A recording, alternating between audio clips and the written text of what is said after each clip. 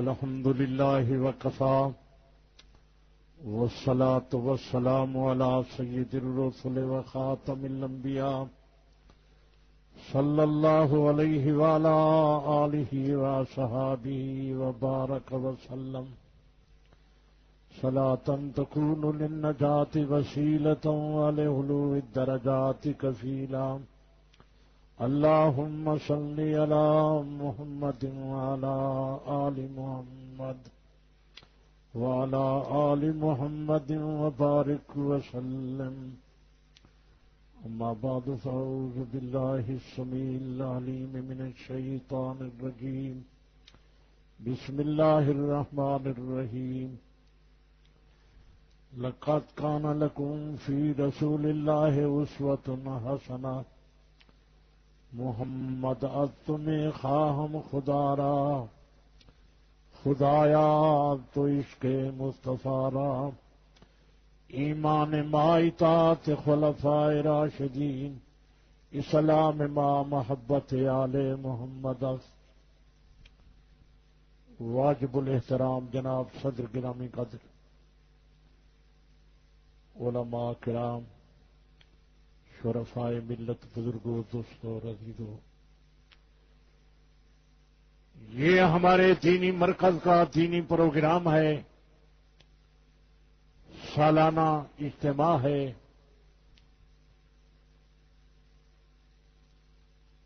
رب العزت نے اپنے دین کے لیے 1,24,000 سے زیادہ انبیاء رسل بھیجے.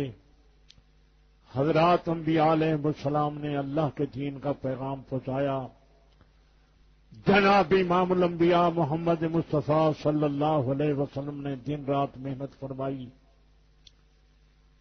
میرے پیارے عزیزوں، قرآن و حدیث کی تعلیم اور ترویج یہ پہلے نمبر کی نیکی ہے کہ دنیا کی کوئی نیکی اس نیکی کا مقابلہ نہیں کر سکتی.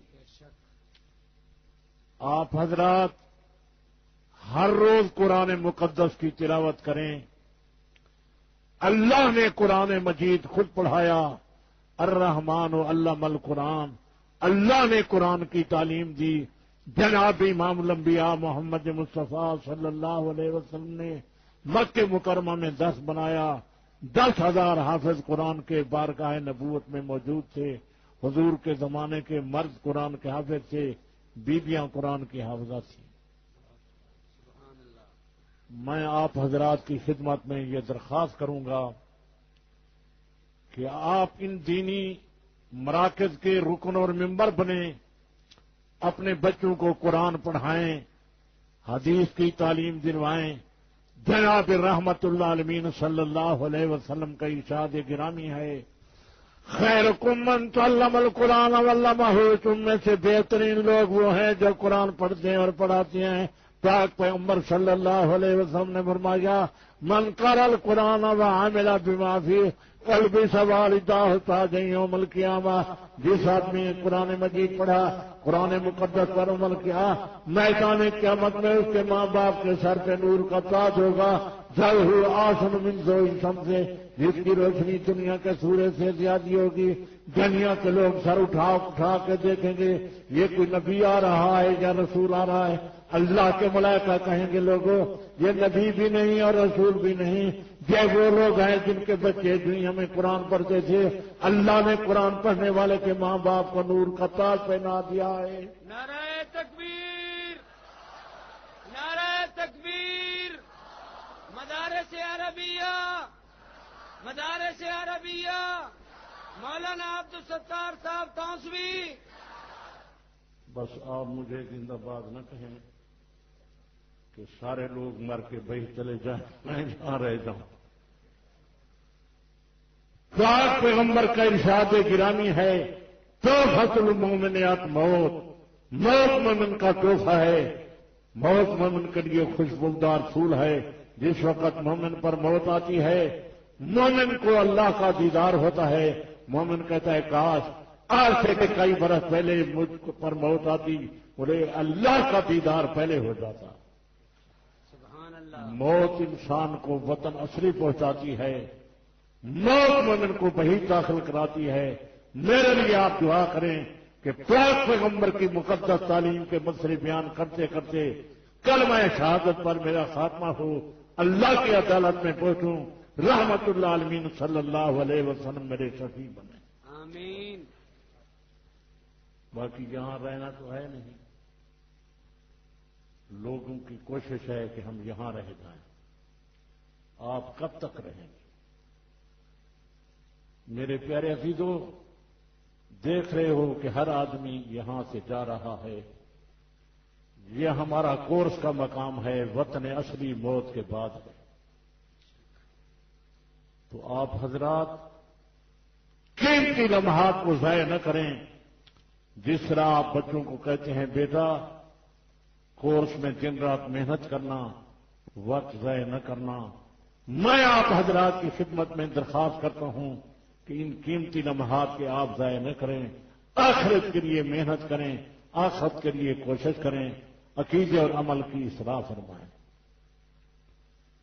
اللہ نے قرآن مقدس میں فرمایا ہے وما خلقت الجن والانس الا لیعبدون، میں نے انسانوں اور جنوں کو نہیں پیدا کیا مگر اپنی عبادت کے لیے۔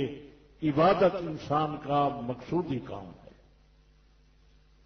مومن کی تجارت بھی ہو، ملازمت بھی ہو، زمیندارہ کاروبار بھی ہو، کھانا پینا ہو، لیکن مومن کی زندگی کا مقصد اللہ کی عبادت ہو۔ زندگی آمد برائے بندگی، زندگی بے بندگی شرمندگی، خردن برائے زیستن اور ذکر کردنس تو موت کے زیستن باہر خردنس۔ رب کی نعمتیں کھا، اللہ کے دین کا پرچم اٹھا۔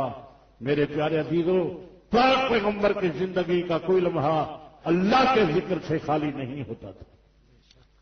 آپ بیداری کی حالت میں بھی رب کو یاد کرتے تھے، نیند کی حالت میں بھی رب کو یاد فرماتے تھے۔ حضور نے فرمایا تنام وعینا یا ولا جنام قلبی، میری آنکھوں پر نیند کا اثر ہوتا ہے، میرا دل نیند نہیں کرتا۔ سبحان اللہ۔ تو نیند کی حالت میں آپ ذکر قلبی فرماتے تھے۔ اللہ نے مومنین سے بھی مطالبہ کیا ہے یا ایھا الذین آمنوا اذکروا اللہ ذکرا کثیرا، اے ایمان والو مجھے زیادہ یاد کرو۔ فاذکروا اللہ قیاما وقعودا وعلی جنوبکم، چلتے پھرتے اٹھتے بیٹھتے لیٹے ہوئے مجھے یاد کرو۔ واذکروا اللہ کثیرا لعلکم تفلحون، مجھے زیادہ یاد کرو تم کامیاب رہو گے۔ سبحوا بکرۃ وصیلا، صبح شام اللہ کی پاکی بیان کرو۔ مومن کی اکثر زندگی اللہ کے ذکر میں گزرے۔ نعرہ تکبیر، نعرہ تکبیر۔ جس بادشاہ نے انسانی مشینوں کو تیار فرمایا اس کا مطالبہ یہ ہے کہ مجھے زیادہ یاد کرو۔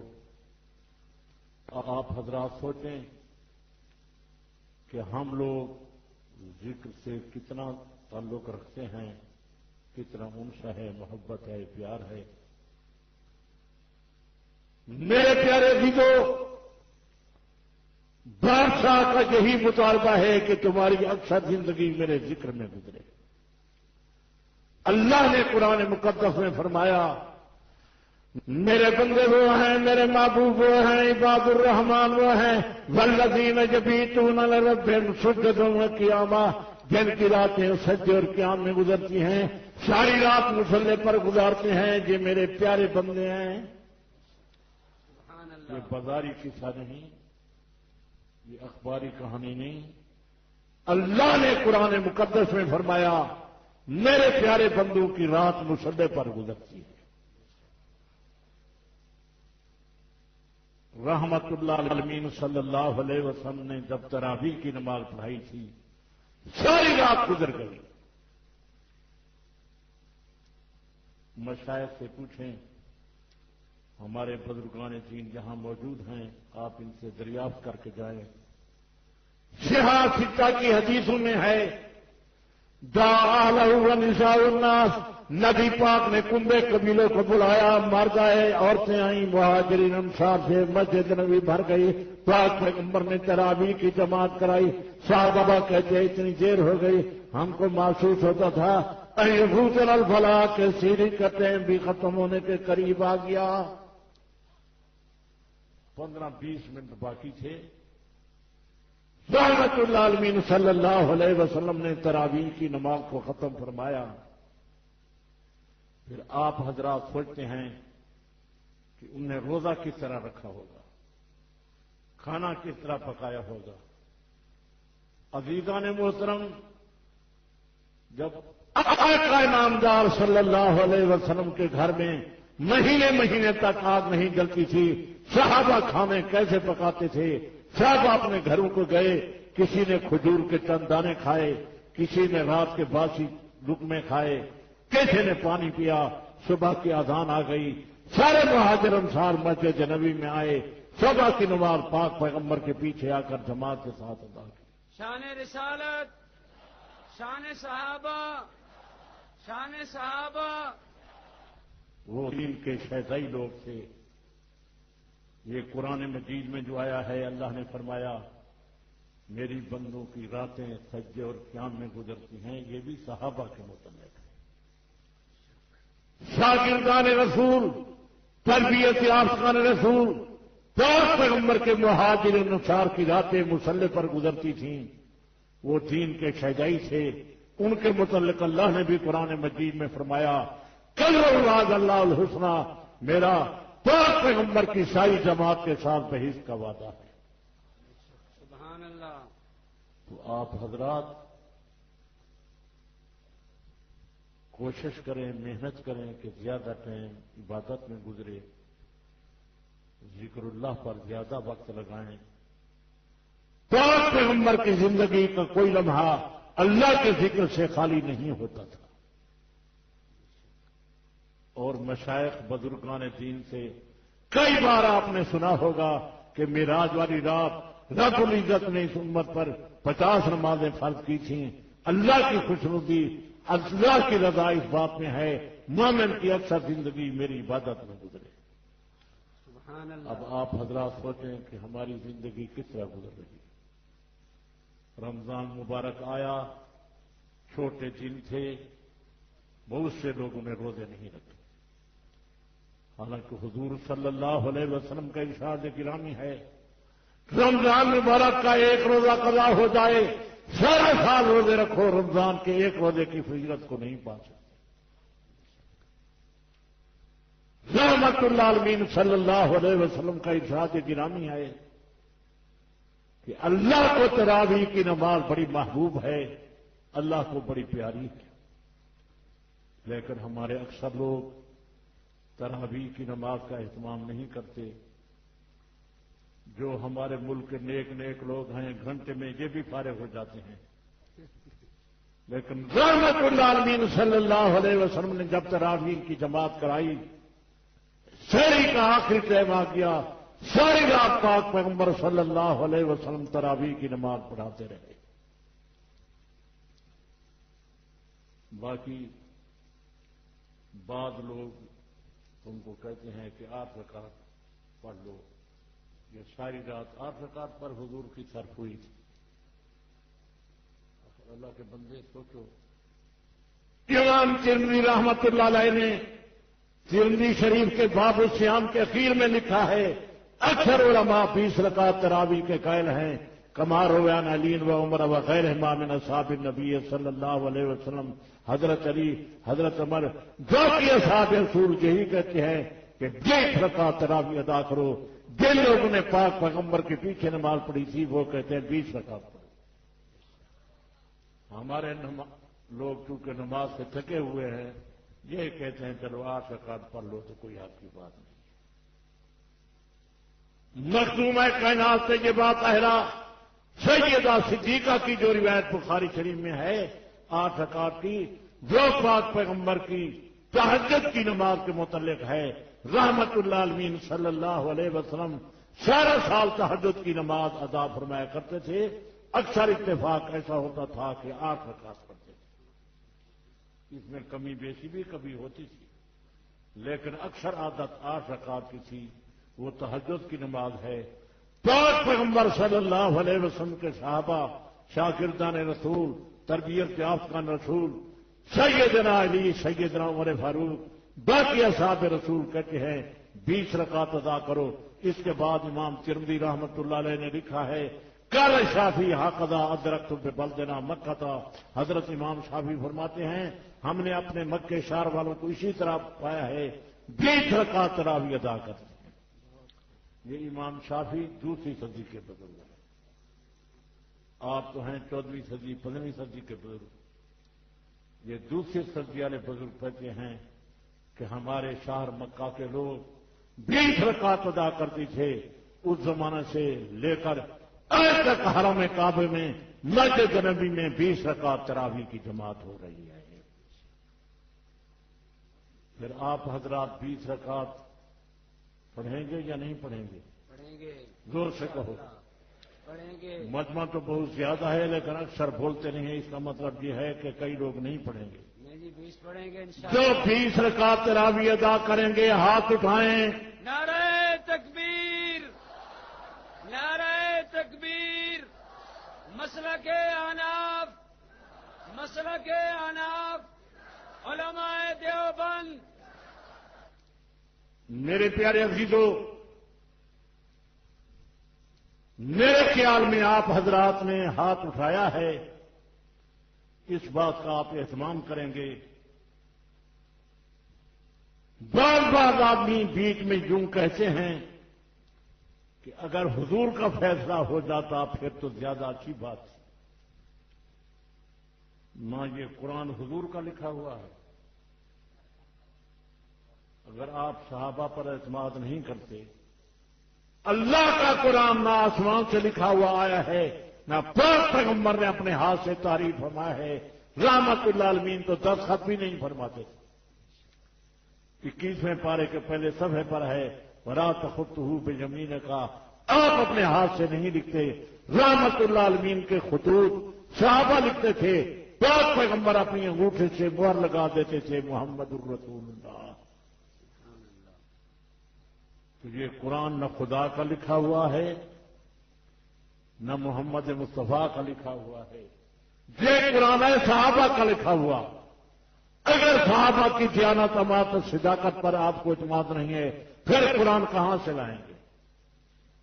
بلکہ میں تو کہا کرتا ہوں اللہ نے سارا دین اسلام قرآن جناب محمد مصطفیٰ کے حوالے کیا. جناب محمد مصطفیٰ صلی اللہ علیہ وسلم نے سارا دین اسلام قرآن اپنی حدیث و اسلام صحابہ کے حوالے کر کے دنیا سے چلے گئے. اگر آپ صحابہ کی دیانت امانت پر اعتماد نہیں کریں گے میرا خیال یہ ہے کہ دین کا ایک مسئلہ ثابت نہیں ہو سکے گا.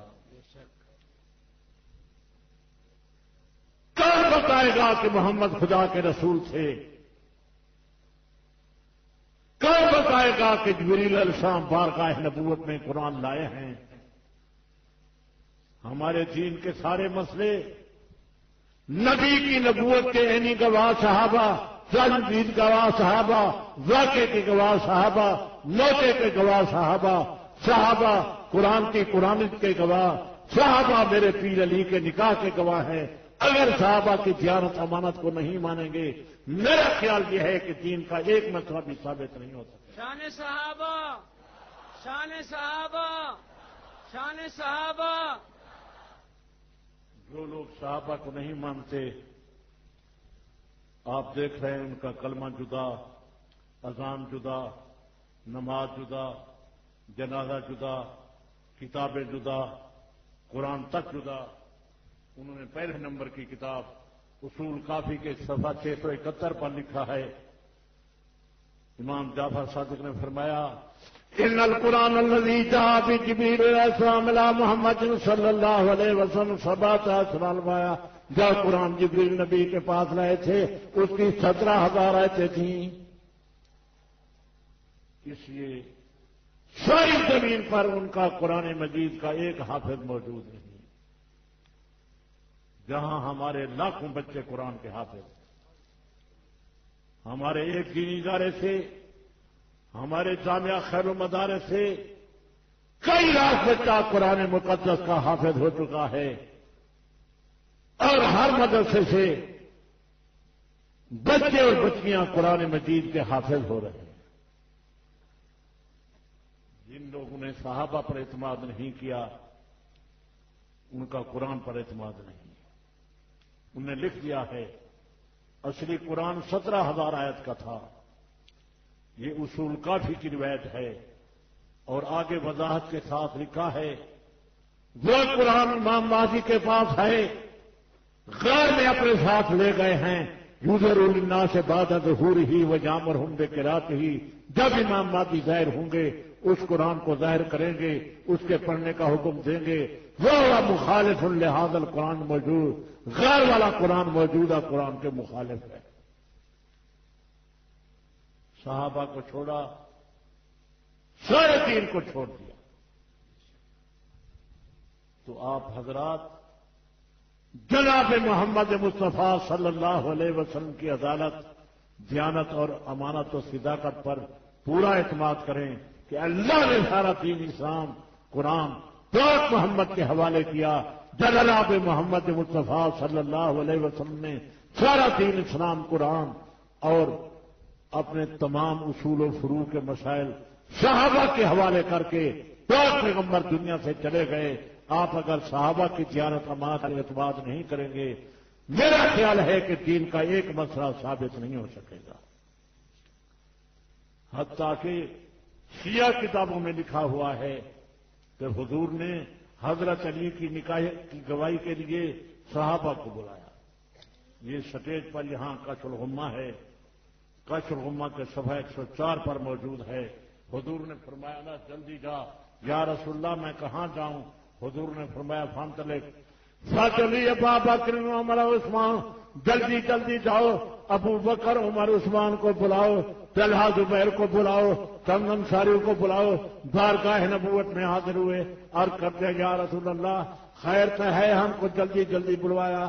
رحمت اللہ عالمین صلی اللہ علیہ وسلم نے فرمایا صدیق میرا پیارا رفیق امرانی ربی انزوج فاطمہ من علی, مجھے اللہ کا آرڈر آیا میں فاطمہ زہرا کا نکاح علی المرتضیٰ سے کروں. میں نے تم کو بلایا انی اشهدکم انی قد زوجت فاطمہ من علی, میں تم کو گواہ بناتا ہوں میری فاطمہ زہرا اور علی المرتضیٰ کے نکاح کے گواہ تم بنو.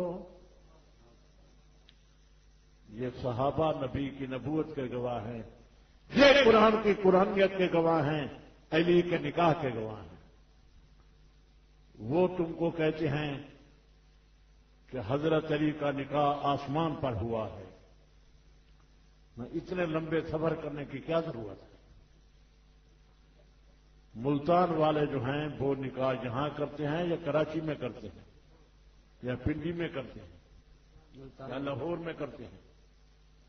جب محمد مصطفیٰ مدینہ طیبہ میں, علی المرتضیٰ بھی مدینہ طیبہ میں, سیدۃ النساء فاطمہ الزہرا بھی مدینہ طیبہ میں, کئی ہزار میل لمبا آسمان کے سفر کرنے کی ضرورت کیا ہے؟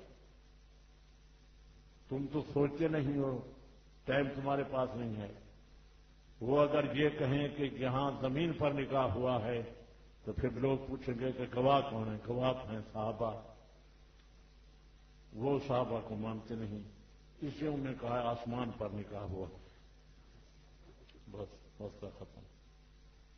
میں نے یہ ان کی کتاب سے حوالہ پیش کر دیا ہے. کشف الغمہ مطبوعہ ایران صفحہ 104 پر موجود ہے کہ پاک پیغمبر نے سیدۃ النساء فاطمہ الزہرا اور علی المرتضیٰ کے نکاح کے گواہی کے لیے ابو بکر عمر کو بلایا ہے. نبی کے مہاجرین انصار آئے, رحمت اللہ عالمین صلی اللہ علیہ وسلم نے ان کو گواہ بنایا. حضور نے اپنی شادی صدیق کی بیٹی سے کی, فاروق کی صاحبزادی سے کی. سارے وقت کو چھوڑ کے پاک پیغمبر صلی اللہ علیہ وسلم نے اپنی شادی کے لیے یہ گھرانے منتخب فرمائے. ہر آدمی اپنی شادی کے لیے ہم مزاج ہم مذاق گھرانے تلاش کرتا ہے. پاک پیغمبر نے سارے رب سے ان گھرانوں کو چھانٹا. صدیق کی بیٹی سے شادی کی, فاروق کی صاحبزادی کے شادی کی, حضرت معاویہ کی بہن کے ساتھ شادی کی. آپ سوچیں نبی جن گھرانوں کو اپنی شادی کے لیے منتخب فرمائے ان کا کتنا اونچا مقام ہوگا. اللہ نے قرآن مقدس میں فرمایا یا نساء نبی لستن کاتن من النساء، میرے پاک پیغمبر کے ازواج مطہرات تم دنیا کی عورتوں کی طرح نہیں ہو، جس طرح میرے محمد رسول اللہ کا شان ساری کائنات سے اونچا، نبی کے ازواج مطہرات کا مقام بھی اونچا۔ النبی اولا بالمؤمنین من انفسہم وازواجہ امہاتہم، نبی مومنوں کے سردار، نبی کے ازواج مطہرات مومنین کے مائیں ہیں۔ پیارے رب، ہماری ماں تو وہ ہے جس کا ہم نے دودھ پیا ہے، اللہ نے فرمایا جس ماں کا دودھ پیا ہے وہ تمہاری جان والی ماں ہے، سیدہ شاہ تمہاری ایمان والی ماں ہے، تمہاری قرآن والی ماں ہے۔ نعرہ تکبیر، شان رسالت، شان صحابہ، علماء دیوبند، جامعہ خیر المدارس، مولانا عبدالستار صاحب توسوی۔ بس نعرہ تکبیر، نعرہ رسالت، صداقت صدیق، عدالت فاروق، زندہ باد، دعوت عثمان ذوالنورین، زندہ باد، شہادت حیدر اکرام، زندہ باد، شہادت حمزہ حسین، زندہ باد، قبول معاویہ، زندہ باد، دعوت اولیاء، زندہ باد، نور قرآن، زندہ باد، مدارس، زندہ باد، پاکستان، زندہ باد، نعرہ تکبیر، اللہ اکبر، نعرہ رسالت، محمد الرسول اللہ، صدیقہ، عصمت اما عائشہ صدیقہ، زندہ باد، نعرہ تکبیر، اللہ اکبر۔ یہ دینی مدارس اسلام کے قلعے ہیں، دین اسلام کی چھاونیاں ہیں۔ دین اسلام کا بنیادی کام ان عربی مدارس میں ہو رہا ہے۔ جس زمین کے خطے پر یہ قرآن مقدس کے درس نہیں ہیں وہاں اسلام موجود نہیں ہے۔ سارے اسلام کی دار و مدار ان عربی مدارس پر ہے۔ لہذا آپ حضرات اپنے بچوں کو پڑھائیں اور عربی مدارس سے تعاون فرمائیں، رکن بنے، ممبر بنے۔ باقی یہ پرچیاں لوگ لکھتے ہیں، دستخط نہیں کرتے پرچی پر۔ یہ ان کو شک ہوتا ہے کہ ہماری پرچی مشکوک ہے۔ یہ کسی پرچی والے نے لکھا ہے کہ حضرت حسین اور یزید میں سے حق کون پر تھے، آگے دستخط نہیں ہے۔ حضرت حسین نبی کے جگر کا ٹکڑا ہے۔ میرے مشائخ کے دیوبند نے تو لکھا ہے جس زمین کے خطے پر پاک پیغمبر کی جان آئی اس زمین کے خطے کا درجہ بیت اللہ سے زیادہ، بیت اللہ نہیں بلکہ عرش مولا سے زیادہ۔ سبحان اللہ۔ اور حضرت حسین تو نبی کے جگر کا ٹکڑا ہے، جسم کی بوٹی ہیں۔ ان کے شان مقام کا آپ خود اندازہ کریں۔ رحمت اللہ عالمین نے ممبر پہ فرمایا کہ الحسن والحسین سیدا شباب اہل الجنہ، میرے حسن حسین بہی کی نوجوانوں کے سردار ہیں، حسن حسین میرے پھول ہیں جو اللہ نے مجھے دنیا میں عطا کیے۔ تو ان کے مقابلے میں یزید کا کوئی مقام نہیں ہے، یزید کی کوئی پوزیشن نہیں ہے۔ اہل سنت کا یزید کے ساتھ کوئی تعلق نہیں ہے۔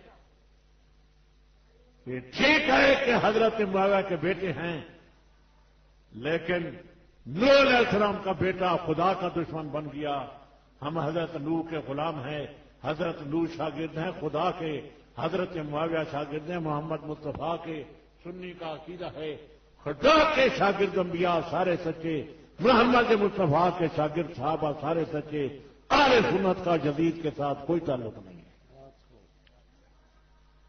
ہمارے مشائخ دیوبند یزید کے خلاف، ہمارے عقائد کی کتابوں میں یزید کے خلاف لکھا ہوا ہے۔ علامہ آلوسی نے تفسیر روح المعانی میں پورا ایک ورق یزید کے خلاف لکھا ہے۔ تو آپ یہ ہمارے ان مراکز میں موجود رہتے ہیں، یہاں مشائخ و بزرگان دین موجود ہیں، آپ ان سے دریافت کر لیا کریں۔ ہر آنے والے آدمی سے پوچھنے کی ضرورت نہیں ہے۔ یہ ہمارا خیر المدارس دینی ادارہ ہے، اسلام کا یہ مرکز ہے۔ لاہور میں جامعہ شفیہ ہے، کراچی میں جامعہ اسلامیہ ہے، دارالعلوم ہے، ان مشائخ و بزرگان دین سے آپ پوچھ لیں، ان کا یہی عقیدہ ہوگا کہ یزید کے ساتھ اہل سنت کا کوئی تعلق نہیں ہے، ہم حضرت حسین کے غلام ہیں، حضرت حسین ہمارے رہنما، ہمارے مقتدا، ہمارے پیشوا تھے۔ یہ ایسی باتیں آپ لکھا کرتے ہیں، کبھی کبھی مجھے کہہ دیتے ہیں کہ تم کیوں کہہ رہے ہو؟ بھائی میں نہیں کہہ رہا، مشائخ نے یہی لکھا۔ یا پرچے کی سخت ضرورت ہے۔ اللہ نے جو قرآن مجید میں فرمایا ہے، یا ایھا الذین آمنوا قوا انفسکم واہلیکم نارا، اے ایمان والو اپنے آپ کو جہنم سے بچاؤ، اپنے گھرانے کو جہنم کو بچاؤ، بیوی بچے کو نمازی بناؤ، قرآن کا قاری حافظ بناؤ، دیانت امانت کا سبق پڑھاؤ۔ اس طرف توجہ نہیں ہے۔ یہ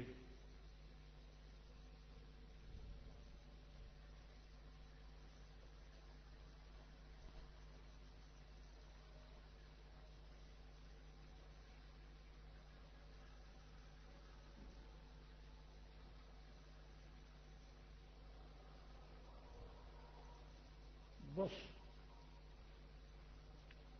باقی شیعوں کے متعلق یہ لکھ رہے ہیں، آپ حضرات کا شیعوں کے ساتھ کیا تعلق ہے؟ جب کلمہ سے لے کر دفن کفن تک ان کے مسئلے آپ لوگوں سے جدا ہیں، کتابیں جدا ہیں، قرآن تک جدا ہے، پھر آپ ان کے متعلق باتیں کیوں کرتے ہیں؟ باقی یہ کہتے ہیں کہ تم دیتے ہو کہیں کہیں کہ پاک پیغمبر صلی اللہ علیہ وسلم حیات النبی ہیں۔ میرے پیارے عزیزو، صرف میں نہیں کہتا، ساری زمین کے اہل سنت والجماعت کا یہی عقیدہ ہے، عرب عجم کے علماء کا یہی عقیدہ ہے کہ پاک پیغمبر حیات النبی ہیں، اور حضور کے روضے اطہر پر صلاۃ و سلام پڑھا جائے حضور سنتے ہیں۔ اور حضور کا اپنا ارشاد گرامی ہے، حضور صلی اللہ علیہ وسلم نے یہی فرمایا ہے۔ اس سٹیج پر محدث اعظم کی لکھی ہوئی کتاب موجود ہے، اس میں انہوں نے لکھا ہے کہ صحیح حدیث میں آیا عیسیٰ علیہ السلام آسمان سے آئیں گے، حج کریں گے یا عمرہ کریں گے، والا جاتے ہم قبری، میری قبر پر آئیں گے، حتیٰ یسلم علیہ، مجھ پر آ کر سلام کہیں گے، ولا ردن علیہ، میں محمد الرسول اللہ عیسیٰ علیہ السلام کر دوں گا۔ نعرہ تکبیر، نعرہ تکبیر۔ یہ صحیح حدیث ہے، اور ساتھ ساتھ یہ کتاب آپ حضرات کے لیے میں مدینہ طیبہ سے لایا ہوں، اس میں لکھا ہوا ہے کہ پاک پیغمبر اپنی قبر مبارک میں زندہ ہیں، اور یہاں پوری تشریح سے ہے، نانو نومن ومن صدقو بانہ صلی اللہ علیہ وسلم حی یرزق فی قبرہ، پاک پیغمبر اپنی قبر مبارک میں زندہ ہیں، آپ کو رزق دیا جاتا ہے۔ وَإِنَّ جَسَدَهُ الشَّرِيفَ لَا تَأْكُلُ الْأَرْضُ، پاک محمد کے جسم تر کو مٹی نہیں کھا سکتی۔ وَالْإِجْمَاعُ عَلَىٰ هَٰذَا، ساری کائنات کے مسلمان اس مسئلے پر متفق ہیں۔ سبحان اللہ۔ حنفی شافعی متفق ہیں، مالکی حنبلی متفق ہیں، حتیٰ کہ شیخ محمد ابن عبد الوہاب نجدی لوگ کہتے ہیں کہ یہ بڑے متشدد عالم تھے، انہوں نے بھی اپنے عقیدے کتاب میں لکھ دیا ہے کہ پاک پیغمبر حیات النبی ہیں، حضور صلی اللہ علیہ وسلم کے قبر مبارک پر صلاۃ و سلام پڑھا جائے حضور سنتے ہیں۔ آخر آپ حضرات ان مشائخ و بزرگان دین سے تعلق رکھتے ہیں، تو اگر کسی کو شک شبہ ہو، تقریر کے بعد آپ آ کر خود پڑھ لیں کہ شیخ محمد ابن عبد الوہاب نجدی نے لکھا ہے کہ پاک پیغمبر اپنی قبر مبارک میں زندہ ہیں، اور آگے یہ لکھا ہے کہ حضور کا حیات شہداء کی حیات سے زیادہ اعلیٰ ہے، عرفہ ہے، کیونکہ حضور شہداء سے افضل ہے۔ شہیدوں کے متعلق کو قرآن میں آیا ہے، وَلَا تَقُولُوا لِمَن يُقْتَلُ فِي سَبِيلِ اللَّهِ أَمْوَاتٌ، جو اللہ کے راستے میں قتل ہو جائیں ان کو مردہ نہ کہو، بل احیاء وَلَٰكِن لَّا تَشْعُرُونَ، وہ زندہ ہیں تم کو شعور نہیں۔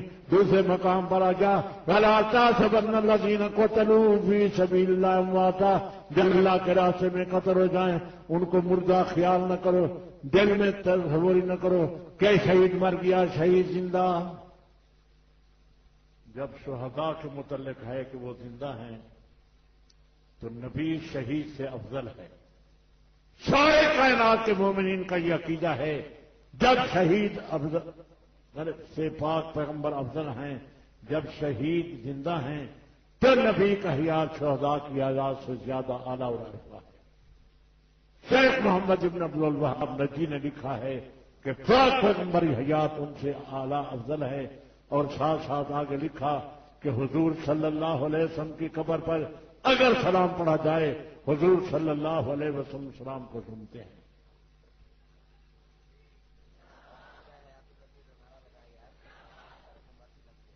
اور ہمارے ملک کے توحید کی جماعت کے بڑے صدر مولانا غلام اللہ خان صاحب بھی اپنی زندگی میں اپنے رسالے میں چھپوا گئے ہیں کہ پاک پیغمبر کی قبر مبارک پر صلاۃ سلام پڑھو حضور سنتے ہیں۔ اور یہ تو اردو میں عبارت ہے، آپ سمجھ سکتے ہیں۔ وفات کے بعد نبی کریم صلی اللہ علیہ وسلم کے جد اثر کو برزخ قبر شریف میں بتعلق روح حیات حاصل ہے، اور اس حیات کی وجہ سے روزہ اقدس پر حاضر ہونے والوں کا آپ صلاۃ و سلام سنتے ہیں۔ قاری محمد طیب صاحب رحمۃ اللہ علیہ ان کے دستخط ہیں، قاضی نور محمد صاحب خطیب جامع مسجد قلعہ دیدار سنگھ کے دستخط ہیں، مولانا غلام اللہ خان، مولانا محمد علی جالندی کے دستخط ہیں۔ یہ سارے اکابر اس بات کے قائل ہیں کہ پاک محمد کے روضہ اطہر پر صلاۃ سلام پڑھو حضور سنتے ہیں۔ اور اس کتاب میں تو آیا سارے مومنین کا اس مسئلے پر اجماع ہے، سارے مومن اس مسئلے پر متفق ہیں۔ اہل السنت والجماعت کہ ہر مسئلے پر پاک پیغمبر کی تصدیق ہے۔ ہم صدیق کو پہلا خلیفہ مانتے ہیں، پاک پیغمبر نے ان کو فرمایا صدیق میرے مسئلے پر تم آؤ، نماز تم پڑھاؤ۔ یہ اہل سنت کی کتابوں میں بھی ہے، اہل تشیع کی کتابوں میں شرح ناز البلاغہ درہ نشیہ کے صفحہ 225 پر ہے کہ حضور نماز خود پڑھایا کرتے تھے۔ فلما اشتد بالمل، حضور کو تکلیف زیادہ ہو گئی، امر ابا بکر نے یصلی بالناس، نبی پاک نے فرمایا ابو بکر میرے مسلح پر تو آ، لوگوں کو نماز تو پڑھا۔ اہل امام کو ہو کیا اس کی امامت میں کلام، فرض امام دو جہاں جس کو بنا جائے امام، جناب محمد مصطفیٰ صدیق کو خود امام بنا گئے، اپنے مسلح کے لیے منتخب فرما گئے۔ اور یہ ایران کی چھپی ہوئی تفسیر کمی میں آیا، اللہ نے فرمایا ہے کہ پاک پیغمبر کے بعد خلیفہ ابو بکر ہوں گے، ابو بکر بعد عمر ہوں گے۔ حضور نے ام المؤمنین سیدہ حفصہ کو فرمایا حفصہ میں تجھے بات بتاؤں، ان ابا بکر جلیل خلافت من بعدی ثم بعد ابو کے، میرے بعد خلافت کے والی ابو بکر ہوں گے، ابو بکر بعد تیرے ابا جان۔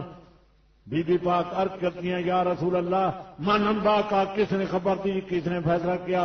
حضور نے فرمایا حفصہ نبأنی العلیم الخبیر، مجھے علیم خبیر خدا نے خبر دی ہے، میرے بعد خلیفہ ابو بکر کے بعد عمر۔ تو یہ خدا کا فیصلہ ہے۔ صدیق اکبر نے زمین کے ایک متنفس کو نہیں فرمایا کہ میرے ہاتھ پر بیعت کرو، مجھے خلیفہ بناؤ، مجھے پاک پیغمبر کے منبر پر بٹھاؤ۔ رحمت اللہ عالمین نے خود صدیق کو امام بنایا، رحمت اللہ عالمین نے فرمایا اللہ کا آرڈر آیا میرے بعد خلیفہ ابو بکر ہوں گے، ابو بکر کے بعد عمر ہوں گے۔ یہ ایران کی شیعہ کتابوں میں لکھا ہوا موجود ہے۔ یہ حوالہ میں آپ حضرات کی خیر خواہی کے لیے پیش کر رہا ہوں، مجھے صدیق کی خلافت کی کوئی فکر نہیں ہے۔ ساری کائنات صدیق کو خلیفہ مانے، صدیق خلیفہ بن گئے، نہ مانے صدیق خلیفہ بن گئے۔ اب 15ویں صدی آ گئی، شفے کی میعاد گزر گئی، پٹیشن کی میعاد گزر گئی۔ مجھے صدیق کی خلافت کا فکر نہیں، عزت و عظمت کا فکر نہیں، شان کا فکر نہیں، مجھے فکر ہے تو آپ لوگوں کے ایمان کا۔ رحمت اللہ عالمین صلی اللہ علیہ وسلم کے یہ بڑے وزیر و مشیر، تو پیغمبر منبر پہ فرماتے تھے اللہ نے مجھے 2 وزیر آسمان کے عطا کیے، 2 وزیر زمین کے عطا کیے۔ آسمان والے وزیر جبرائیل و میکائیل ہیں، زمین والے وزیر ابو بکر عمر ہیں۔ پاک پیغمبر نے فرمایا فَاقْتَدُوا بِالَّذَيْنِ مِن بَعْدِي ابی بکر عمر، میرے بعد ابو بکر عمر کی پیروی کرنا۔ رحمت اللہ عالمین صلی اللہ علیہ وسلم جس کے متعلق یہ فرمائیں، اور علی المرضا سے اسی سندو کے ساتھ مروی ہے، فرمایا کرتے تھے خیر الناس بعد رسول اللہ ابو بکر ثم عمر، پاک پیغمبر کے بعد بہترین جوان ابو بکر ہیں، ابو بکر کے بعد عمر ہیں۔ سارے شاگردان رسول ان پر متفق ہو گئے۔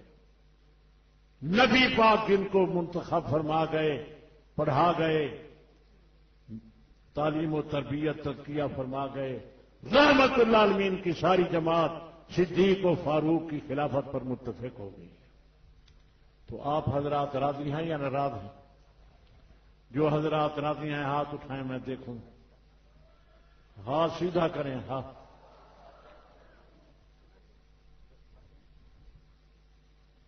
مجھے آپ حضرات ایک بات بتائیں، پھر میں بات ختم کر دوں گا۔ اللہ کی رضا کے لیے کھانا دینے میں کمال ہے یا کھانا لینے میں کمال ہے؟ زور سے کہو۔ کپڑا دینے میں کمال ہے یا لینے میں؟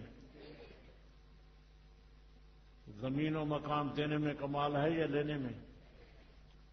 اپنے یتیم بھتیجے کو اپنی بیٹی کی شادی کر دینے میں کمال ہے یا اس کی جائیداد کھا جانے میں کمال ہے؟ جو لوگ کہتے ہیں کہ اللہ کی رضا کے لیے دینے میں کمال ہے وہ ہاتھ اٹھائیں۔ ماشاء اللہ، خیر بندے۔ بس اب مسئلہ بھی ختم ہو گیا ہے، میری تقریر بھی ختم ہو گئی ہے۔ میں حضرت علی کا غلام ہوں، حضرت علی میرے رہنما، حضرت علی میرے مقتدا، حضرت علی میرے پیشوا۔ حضرت علی نے نبی سے روٹی لی، نبی سے کپڑا لیا، نبی سے مکان لیا، نبی سے سیدہ فاطمہ کا رشتہ لیا۔ صدیق وہ ہیں جنہوں نے یہ سب کچھ نبی کو دیا۔ علی نبی سے لیتے رہے، صدیق نبی کو دیتے رہے۔ نعرہ تکبیر۔ علی پر نبی کا احسان ہے، سیدۃ النساء فاطمہ الزہرا کا رشتہ دیا، اور نبی پر صدیق کا احسان ہے کہ اپنی چھوٹی بیٹی سیدہ صدیقہ کا رشتہ دیا۔ اور حضور صلی اللہ علیہ وسلم منبر پر فرمایا کرتے تھے لوگوں مال حاکم دراجۃ الا وقت کافینا، مجھ پر کسی کا احسان نہیں، ماں ہے کہ احسان کا بدلہ دے چکا ہوں۔ ما خلا ابا بکر، ابو بکر کا مجھ پر احسان ہے، یہ کافی اللہ بیاج یوم القیامہ، جن کے احسان کا بدلہ میدان قیامت میں ان کو خدا عطا کریں گے۔ آمن الناس بر مولائے ماں، کلیم اول سینائے ماں، ہمت کس ملت رات اب، ثانی اسلام غار و بدر کب، صدیق گھرے وچ نبی دے کٹھے، برے وچ نبی دے کٹھے، بارے وچ نبی دے کٹھے، سارے وچ نبی کٹھے، غارے وچ نبی دے کٹھے، ایسے مزارے کے نبی دے کٹھے، ساری کائنات پاک پیغمبر دے روزے دی زیارت واسطے ترسی پئی۔ صدیق ہوئے جرا روزے والے دے کٹھے چھویا ہوئے۔ اللہ تمام مومنین دے جان ایمان دی حفاظت فرماوے۔ آخر دعوانا الحمدللہ رب العالمین۔